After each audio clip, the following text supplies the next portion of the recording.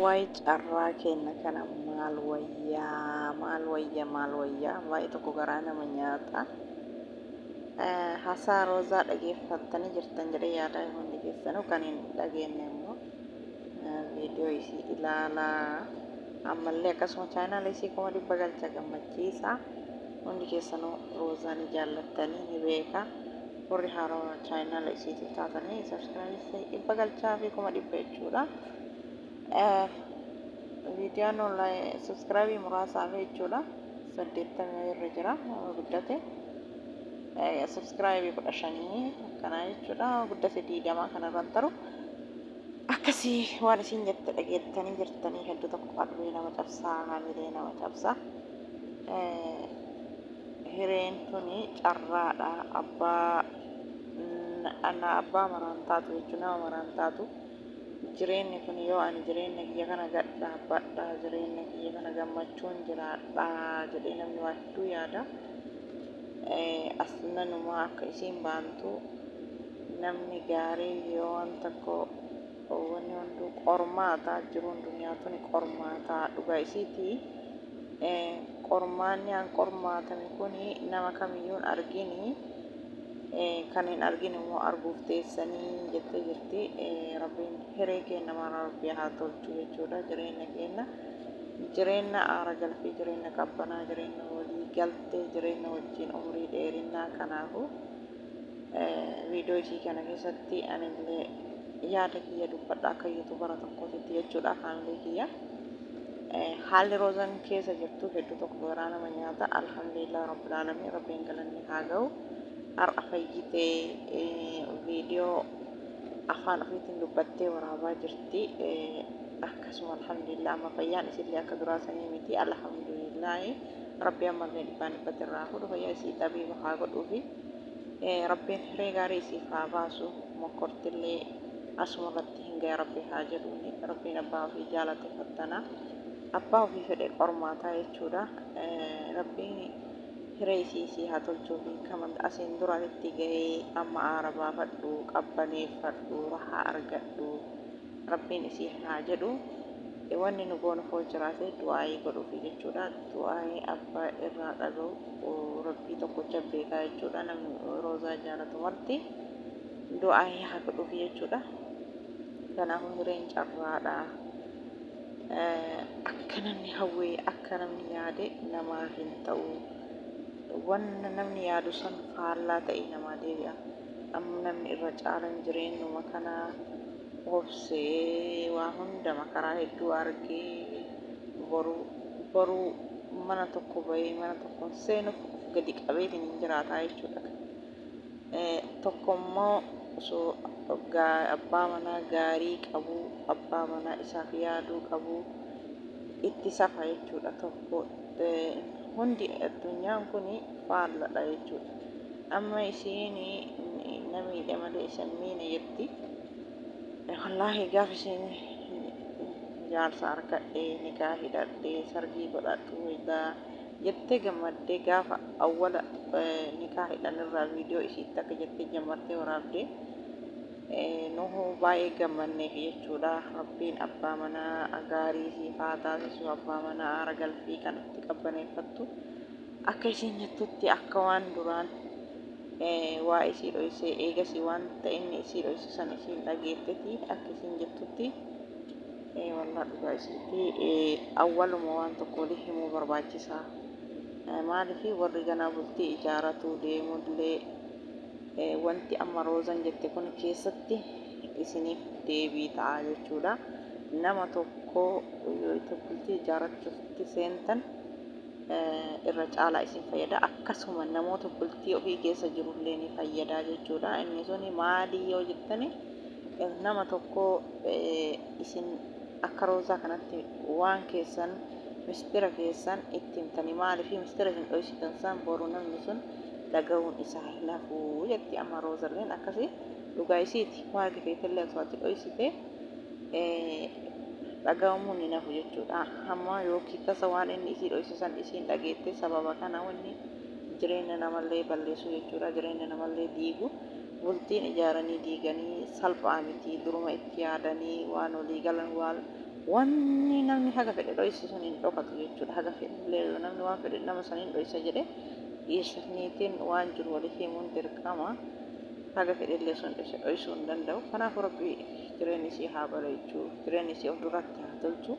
Wanni abdii kutattuuf hin jirtu gammaddee haa jiraattu jechuudha. Rabbiin giddiin qabu abbaa manaa gaarii rabbi isiif haa fidu. Akkaan silaa yaadee hanga lubbuun tiyyatuun addunyaarra jirtu isa wajji jiraata jedhee murteessee wallaahi rabbiin jedhetu ta'a malee tanu jenne abadan hin taatu. Osoo akka nuyi jennetti wanni ta'u jiraate namni akka fedha keenya osoo ta'e qaata wanni marti ta'e jechuudha. Kanaafuu wanni hunduu akka rabbiin fedhetti alhamdulillah ala kulli haal. Akkasii hordoftoota kiyya yaada roozattuu naan deeme yaadni roozaa hedduu tokko garaa nama nyaata. Walaakin nuhu abbaa manaa gaarii argattee rabbiin isilleen abbaan manaa kee kun gaarii jedhaa turte. Gaarima jettee haasaa turte namni hojiin bubbulanii waanii walii arganii wal beekanii gaaroma walii addaan baafatanii nama gala faarsii malee dhufan faarsinii jedhanii namni gaariin tokko wajjiin turtee haala amala isaa barattee hangam namni sun gaarii yoo jette haala amala isaa wajjiin turtees umura irratti faarsu wayee yoo faarsite illee jechuudha. Akkuma inni dhufe namni kun gaarii jettee yoo faarsite booda bakka sanii dhabda jechuudha. Booda bakka awwala faarsite sanii dhabda maaliif nama tokko dhumarra faarsu wayyaa jalqabarra faarsuu irra jalqaba awwala ittuma dhiisanii ilaalanii jechuudha. Nama sun hangam gaarummaa isaa beekuuf bifa gama fedhillee inni gaarii haa ta'u tarii namni yeroo awwalaatti gaarii nama ta'eef mul'ata. Yoo xiqqoo turee haala amala namaa barate immoo nama jijjiiramuu mala. Kanaafi jechi isin jette kun dhugaadha. Keessumaa shamarran haaraa bultii ijaaratan akkasuma kaaniif immoo of eeggannoo barbaachisaa jechuudha. Jireenya isaanii keessatti bultii isaanii kennatti of eeggannoo barbaachisaa jechuudha. Maaliif yeroo ammaa kana wanni martuun ulfaataa jechuudha. Wanni martuu jajjaba. Kanaafuu bultii gad dhaabbattu rabbi nama maraaf waa godhu. Maaliif dubartiin hin toltu bakkuma takkaan tolti malee dubartiin bakka hedduu deemtee heerumtuu hin toltu. Maraafuu wanni godhan hin jiru carraadha. Dubartiin tunillee amma nama kanatti gaafa heerumtu qala jireenya kiyya jiraadha jedhee isaaf jecha hiriyoota kiyya namoota duraan wajjin jiraataa ture hiriyoota ofii hedduu Yamanii keessaa qabdi. Akkuma isin jette sababa isaa abbaan manaa tokko eega bultii ijaaratanii waan inni jibbu san irraa fagaachuun dirqama jechuudha. Isiin maaliif jireenya kiyya kunuunsaa, jireenya kiyya bareechaa, jireenya kiyya tolchi jettee isaaf jecha namoota jaalladhu meeqaa ofirraa buloof godhee har'a isa dhabdee namoota kaleessa buloof ofirraa goote san akkamii itti deebi'a isittuu yaada ta'a jechuudha. Waan isiin dubbatti hundi waan baay'ee tokko garaa nama nyaatu. Egaa hordoftoota kiyya salamtaa isin gaafachuun daganne assalaamu alaikum warahmatullaahi wabarakaatu. Kabajamtoota fi jaallatamtoota daawwattoota hordoftoota YouTube chaanala kee jalatti argamtan welkama shamaara kunuun keessan olaaf keessaatti guddaa amantii kutaa gandoo sun kenna nuti keessan baga jiraattanii hedduu tokko naaf galatoomaa oroon jalqabarraa hanga mana hordoftan galatooma. Warri haaraa taatan immoo laayikii, sheer, subscribe gochuun viidiyoo kiyyaan gaxumara daawwachuun maatii naaf taasisaniin jedha. Warri durallee laayikii, sheer gochuun dagatina. Akkasii viidiyoo roozaa kana fakkaata. Rabbiin bultii teenna bultii ganama warraa yoo ta'a abbaa manaa arganne haadha manaa abbaa manaa ta'ana rabbiin bultii teenna akkasii daletti gadi haa dhaabu jechuudha. Dubartii hamtuu rabbiin jidduu nama hundarraayyuu haa qabu. Roozaallee rabbiin abbaa manaa gaarii haa fidu. Rabbiin bargiddiin qabu nama obsee sabbaree makaraa hedduu arge kana dhuma isaa rabbi bareechaa jechuudha. Ammas haalli isii toluu baatu jireenyi yoo isiin garana deemte garana faallaa itti galu wanni hundi faallaa itti galu of duratti rahmanni rabbii bal'aadha. Rabbiin waan isiin boru rahaan itti xumura isii rahaa ittiin jiraattu faa qopheessatti rabbiin giddii hin qabu. Rabbiin asumatti ga'e haa jedhuun inshaallah. Homaa wanni godhan takka hin jiru silaa abbaa manaa isii kana wajjin akka isiin jettutti zilaaqiyaa wajjin tura jettee yaadde maaliif isiin jireenya ofii ijaaradhee akkalaas gad dhaabbadhee bultii fuulanii akkasii jaalatu sanillee sababa abbaa manaa isiitiin kan dhiifte jechuudha. Hiriyaa shamarranii wala hiriyaa dhiiraan jenne hunda isaaniitu ofirraa dhiifte jechuudha. Har'a hiriyaarota sanitti akkamitti deebitime akka itti deebitu hin qabdu jechuudha. Hiriyaalleen hiriyaa gaarii yoo rabbi namaa kenne gaachana ofiiti jechuudha. Hiriyaa malee hin tolanii wayita gadi baani rabbiin hiriyaa gaariillee namaa haa kennu, abbaa gaariillee rabbiin namaa haa kennu.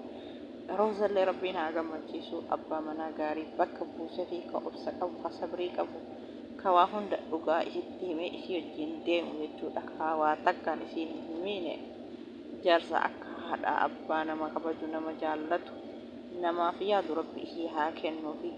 Jattiin tun darartii hedduu argitee jirti. Kanaaf rabbiin asumatti ga'e isiin haa jedhu. Kanaaf rabbiin amri kulli ishee haa labsu. Roozaa habibti kenna rabbiin sii haa labsu maraayyuu. Haja muraada kan keessi haa guutu abshir uummata akkasitti hin dhagaamini.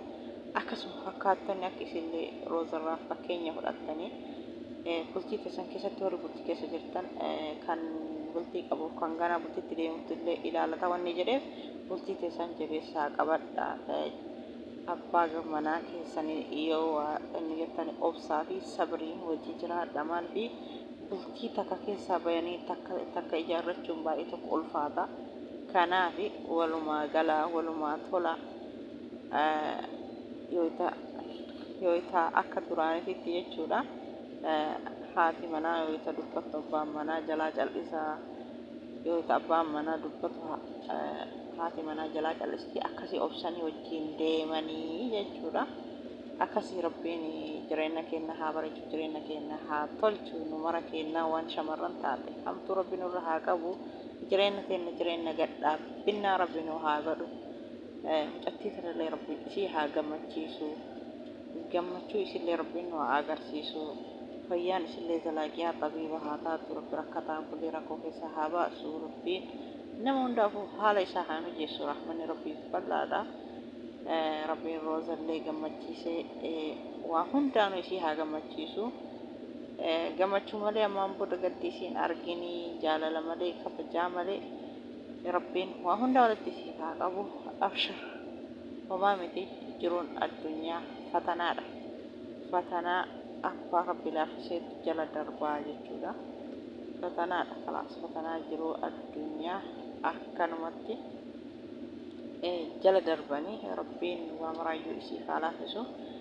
Egaa faamilii kiyya viidiyoon kee kan arraa kana fakkaata waa'ee roozaa haga viidiyoo biraatii walitti deebi'utti turtii gaarii baay'ee isiniin jedha.